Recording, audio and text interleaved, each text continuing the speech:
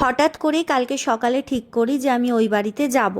আর মানে একটা বেলার জন্যই গেছিলাম, শুধু রাত্রিটুকুর জন্য, আর কারণ আমার একটু কাজও ছিল আর অনেক দিন যাওয়াও হয়নি যার জন্য।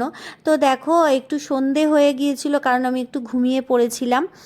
তো তারপর শেওড়াফুলি থেকে বর্ধমান লোকাল ধরে নিই। বর্ধমান লোকালে যে কী পরিমাণ ভিড় হয় বিকেলের দিক থেকে, তো তোমরা সেটা সবাই জানো। তারপর পান্ডুয়াতে নেমে পড়ি। ট্রেনের ভেতরে তো আর সেইভাবে ভিডিও নেওয়া সম্ভব হয় না। আর পান্ডুয়া স্টেশনে নেমে দেখি একটা সেনাবাহিনীর ট্রেন দাঁড়িয়ে আছে, মানে ওই যে ওই ট্রেনটা।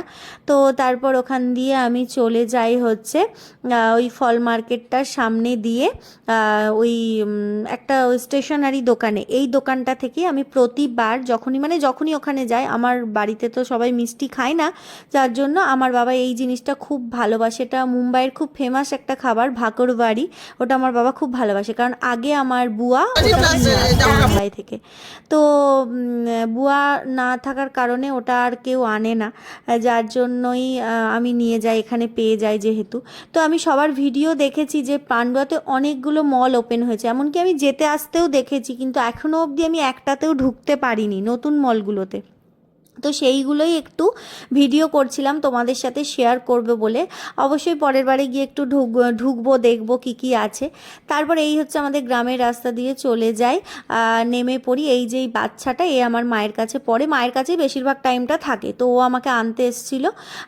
তারপর ওখানে আমাদের বারোয়ারিতে ঠাকুর বানানো হচ্ছিল, যার জন্য ওই ঠাকুরের ভিডিওটাও একটু নিয়েছি। তারপর দেখো আমি বাড়ি গিয়ে দেখি যে মা কারোর সাথে ফোনে একটা কথা বলছিল, আর তার সাথে মা আমার জন্য এগরোল বানাচ্ছিল। আমার মা এগরোলটা ভীষণ ভালো বানায়। এদিকে পিসি শাড়ি চেঞ্জ করছিল, বাইরে থেকে এসেছিল সেই মাত্র। তো আমি ঘরে ঢুকে একটা আলাদাই শান্তি পেলাম, আর এখানে একটু ভিডিও নিয়ে নিচ্ছিলাম। তো এই আমার মা এগরোলটা যা বানায় পুরো একদম মানে দোকানকেও হার মানিয়ে দেবে এরকম। আমার বিশেষ করে ভীষণ ভালো লাগে, আর সবাই বলে।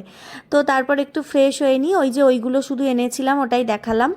তারপর একটু এসিটা চালিয়েছিলাম, মায়েরা খুব একটা চালায় না, কিন্তু আমার একটু গরমটাই বেশি, তার জন্য আমি একটু চালিয়ে নিয়েছিলাম। তারপর চালিয়ে নিয়ে মা এখানে কুটনো কুটতে কুটতে এদের দুজনকে সন্ধেবেলা একটু পড়ায়, তো ওদের দুজনকে পড়াচ্ছিল। আর ওরা তো আমি গেলে পড়তেই চায় না, মানে আমাকে ভীষণই ভালোবাসে।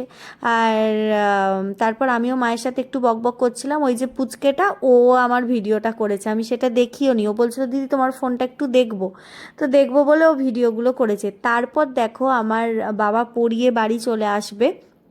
আসার পর বাবার রিয়াকশানটা দেখবে যে আমি গেছি বলে বাবা কত খুশি, আর ও আবার ভ্লগ করে দেখাচ্ছে, সেটাও দেখো।